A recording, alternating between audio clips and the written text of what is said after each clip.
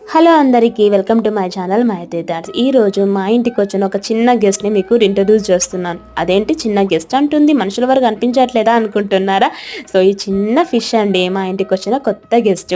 Sunday రోజు షాపింగ్కి బయటకు వెళ్ళినప్పుడు బయట ఎక్వేరియం కనిపించింది మా పాపకి. ఇది సో మమ్మీ డాడీ నాకు ఇది కొనియారా అని చెప్పేసి ముద్దుగా అడిగింది అనమాట. ఇంకా తన కోరికను మేము కాదనలేక ఈ చిన్న ఎక్వేరియం తీసుకున్నాను. మీ ఇంట్లో ఎంతమందికి ఎక్వేరియం ఉందో కామెంట్ చేయండి. జనరల్గా చిన్నపిల్లలకి ఇవన్నీ బాగా నచ్చుతూ ఉంటాయి కదా, ఇంకా వాళ్ళు అడిగినప్పుడు మనం కాదనం కదా.